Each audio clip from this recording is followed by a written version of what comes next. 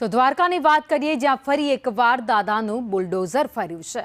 ગેરકાયદે બનાવેલા ભવનો ઉપર બુલડોઝર ફેરવી દેવામાં આવ્યું છે, તેનું ડિમોલિશન કરાયું છે। રહેણાંક વિસ્તારમાં ગેરકાયદે બાંધકામ કરવામાં આવ્યું હતું, જેને તોડી પાડવામાં આવ્યું છે। પોલીસના ચુસ્ત બંદોબસ્ત વચ્ચે ડિમોલિશનની કામગીરી હાથ ધરાઈ છે।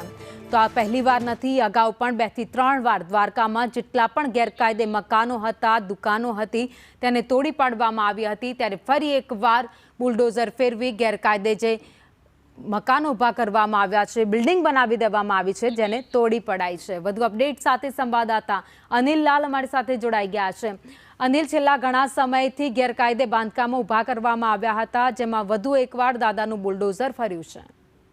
જી ભાવની ચોક્કસથી જણાવીશ કે હાલમાં જે દ્વારકા છે ત્યાં જલારામ સોસાયટી આવેલી છે ને, આ સોસાયટીમાં જે ગેરકાયદેસર ભવનો ઊભા કરેલા હતા યાત્રિકોને ઉતારવા માટે, તેમનું હાલમાં ડિમોલેશન હાથ ધરાયું છે। ચુસ્ત પોલીસ બંદોબસ્ત સાથે દ્વારકાના ડીવાયએસપી તેમજ પ્રાંત અધિકારીની ટીમ જે છે તે તૈનાત છે ને હાલમાં ડિમોલેશન ચાલુ છે ને હજુ વધુ 2 ધાર્મિક જે જગ્યાઓ છે તેમના પણ ડિમોલેશન કરવામાં આવશે। ને વાત કરવામાં આવે તો અગાઉ પણ આવા જે દબાણ હતા સરકારી જમીનો ઉપર ને ક્યાંક ને ક્યાંક જે દાદાનું બુલડોઝર ફેરવી દેવામાં આવ્યું છે ને હાલમાં પણ જે છે તે દાદાનું બુલડોઝર ફરી રહ્યું છે ને હજી જેટલા પણ દબાણો છે તેમને દૂર કરવામાં આવશે। જી પાવીની, આભાર માહિતી માટે।